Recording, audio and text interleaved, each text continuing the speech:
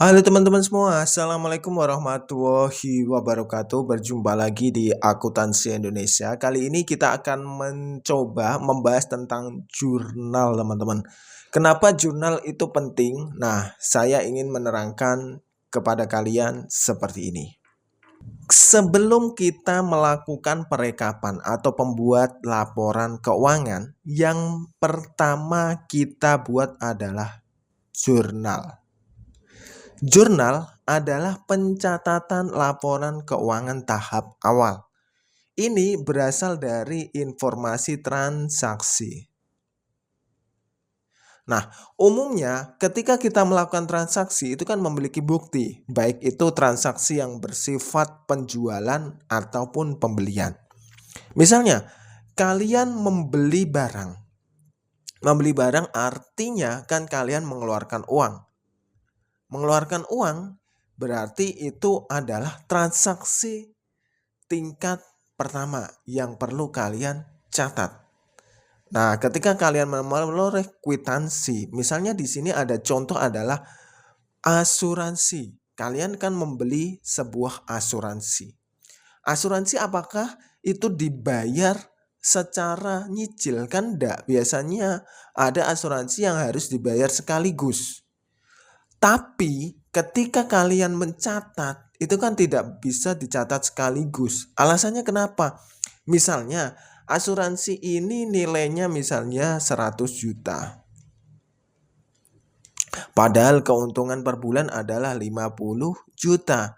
Tidak mungkin kalian mencatat langsung 50 juta dan dinyatakan perusahaan rugi. Tidak mungkin. Rata-rata mereka membuat perincian agar 100 juta ini dibagi dalam jangka waktu asuransi. Misalnya jangka waktu asuransinya itu adalah 12 bulan. 12 bulan, maka 100 juta itu dibagi dalam 12 bulan. Berarti berapa? Berarti di bawah berapa? Di bawah 10 juta, kan seperti itu. Jadi masih make sense ketika keuntungan 50 juta biaya yang dikeluarkan sekitar di bawah 10 juta, masih make sense. Sehingga dia akan mencatat asuransi dibayar di muka. Terus kas yang dikeluarkan 2.400.000 misalnya di sini ya. Ini berbeda dengan angka tadi. Nah, itu ada alasan-alasan khusus. Makanya ketika kalian belajar tentang akuntansi tidak melulu bahwa catatan itu langsung diakui sebagai bahan laba rugi sekaligus, enggak. Misalnya perusahaan melakukan ekspansi bisnis mengeluarkan uang triliunan. Padahal uang triliunan itu belum bisa balik dalam jangka waktu 5 tahun misalnya.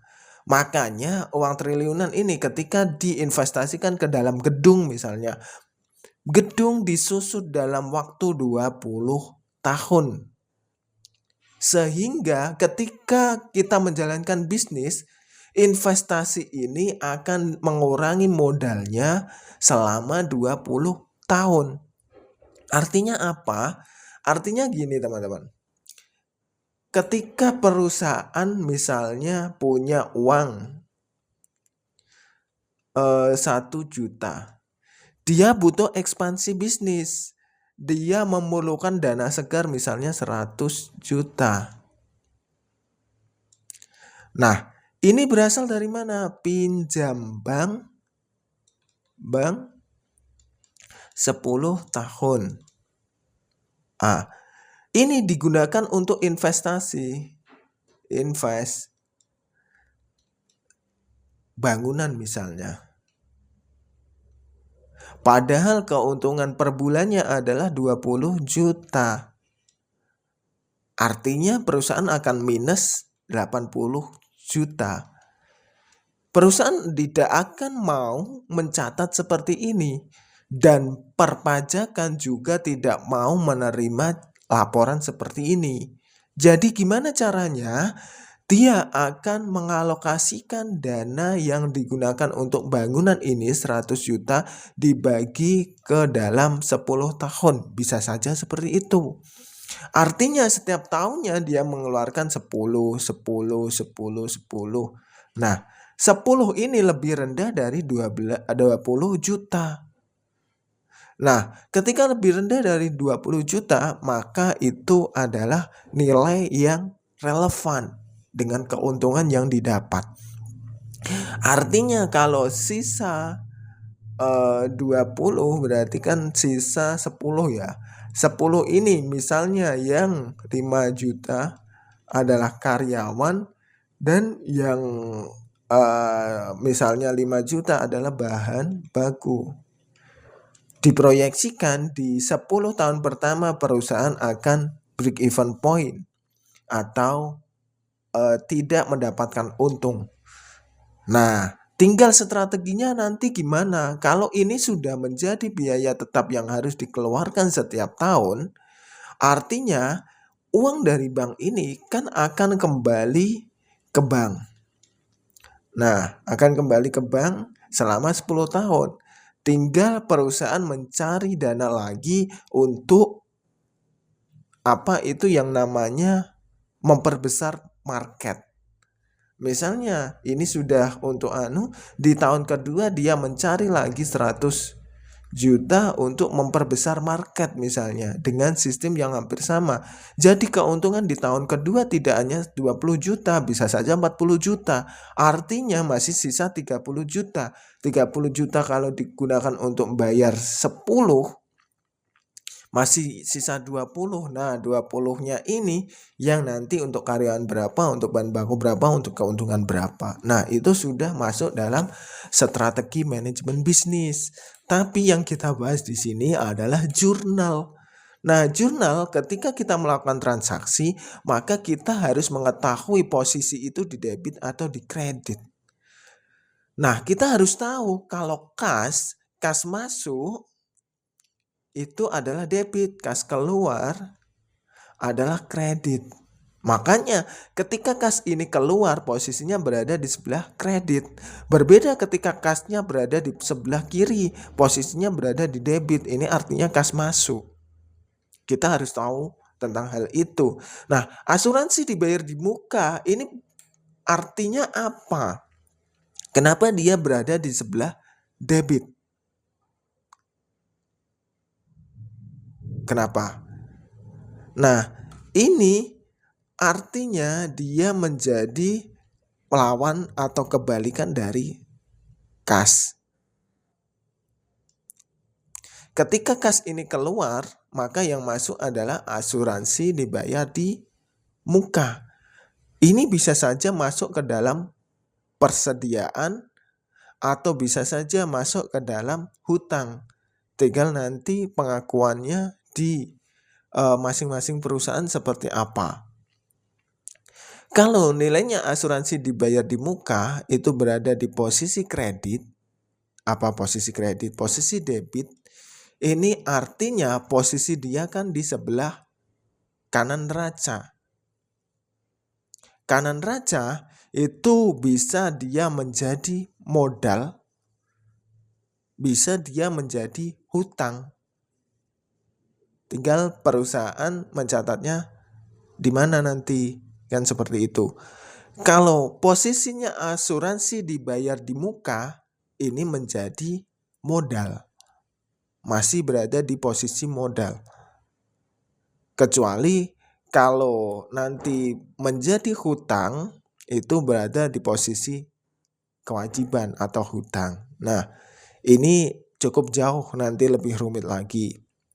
Nah, kita yang mau dibahas di sini adalah jurnal dulu lah.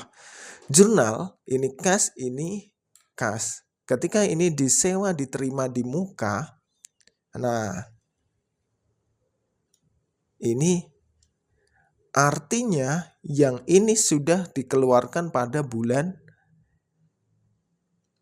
yang bersangkutan. Nah, ini itu artinya kalau diterima di muka, berarti ini adalah dia menyewakan ya. Dia menyewakan. Berbeda dengan atas. Ini asuransi. Asuransi ini dia membayar. Nah, ini sewa, berarti dia menyewakan, berarti pendapatan masuk.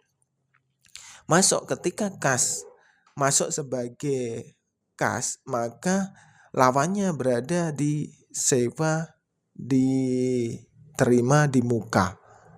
Artinya dia masuk ke dalam hutang misalnya. Nah, hutang ini nanti seolah-olah walaupun itu bukan hutang beneran karena uangnya udah diterima semua, tapi hutang ini bisa saja hutang sewa. Contohnya gini teman-teman, kalian mendapat uang 12 juta dari sewa. Uang kan sudah diterima, otomatis sudah diterima. Tapi yang kalian sewakan apa? Gedung misalnya. Gedung di bulan 1 sampai bulan 12 ini kan belum terpakai semua. Nah, ini di bulan 1. Maka ini yang dikeluarkan itu baru 1 juta dulu. Diakui sebagai pendapatan asli. Itu 1 juta. Maka yang 11 juta ini diakui sebagai sewa. Apa sewa? Hutang. Hutang pendapatan. Nah, nanti di bulan kedua ini dikeluarkan lagi 1 juta, ini sisa 10 juta. Sampai di bulan ke-12 hutangnya 0, pendapatannya sudah 12 juta. Nah, seperti itu.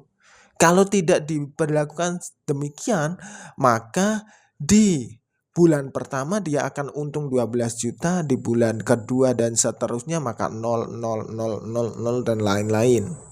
Dan ini kalau di tahun yang sama tidak masalah. Kalau nyebrang tahun, misalnya sewanya selama 4 sampai 5 tahun, ini nyebrang tahun, maka itu yang repot. Kenapa repot? Nanti seolah-olah perusahaan sudah tidak memiliki beban terhadap apa yang disewakan tersebut. Artinya perusahaan menganggap bahwa itu sudah selesai kan gitu.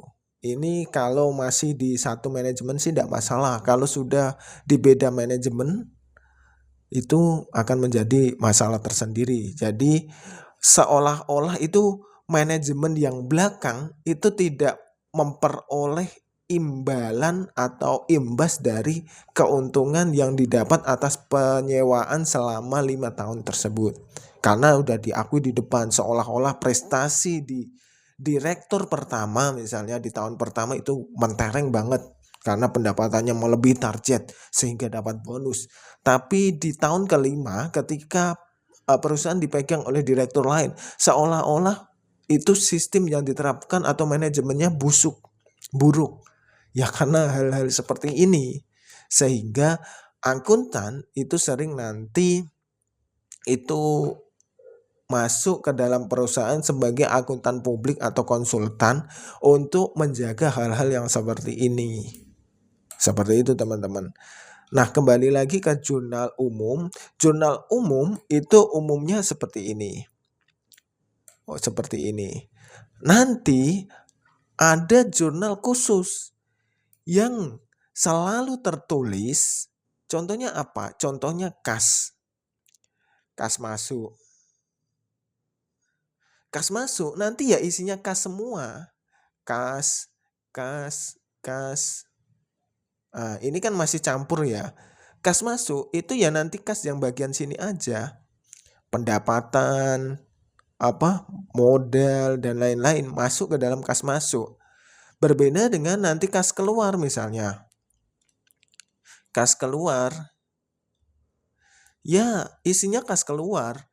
Tentang pembelian, tentang investasi, tentang apa, itu nanti masuk ke dalam kas keluar. Ini masih kurang lengkap ya di sini.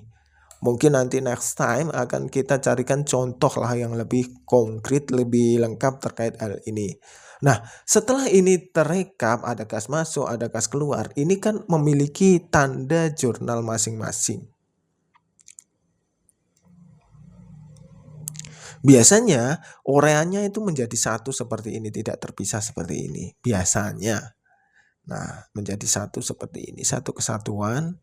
Nanti kalau beda buku, ini jurnal 2, ini bisa bermasuk di halaman kedua, bisa bermaksud ke lembar kedua, bisa dimaksud untuk catatan khusus. Misalnya ini diganti JU, misalnya bulan November itu katakanlah 11 ya.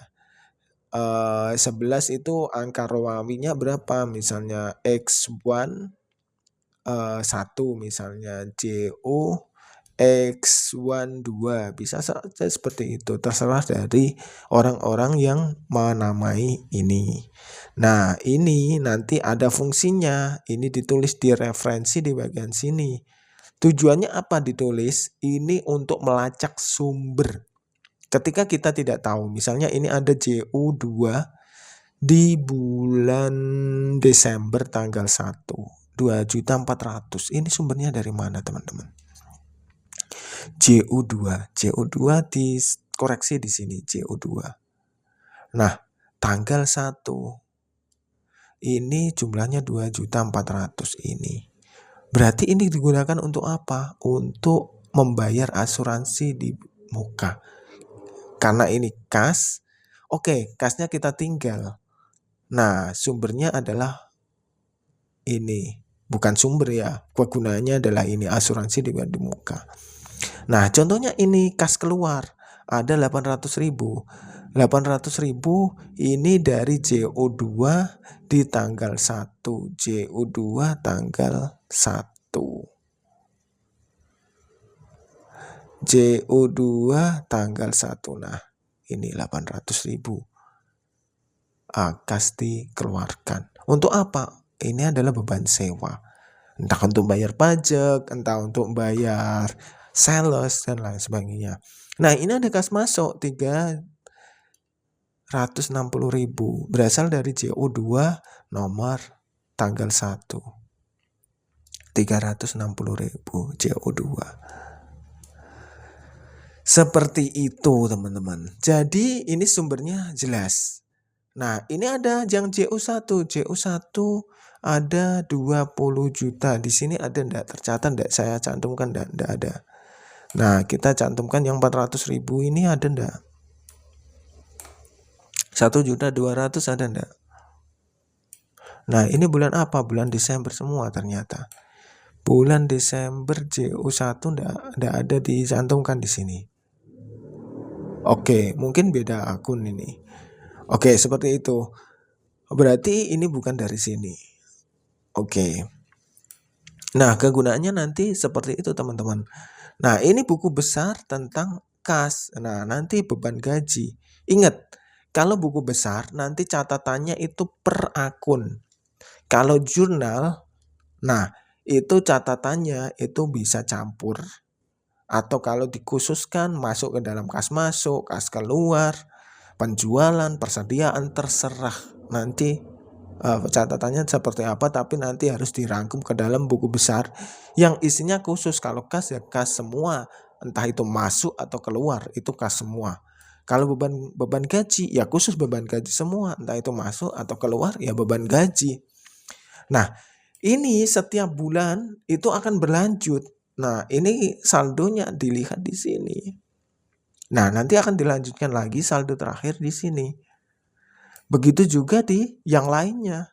Ini November saldonya segini, ada 1 transaksi aja.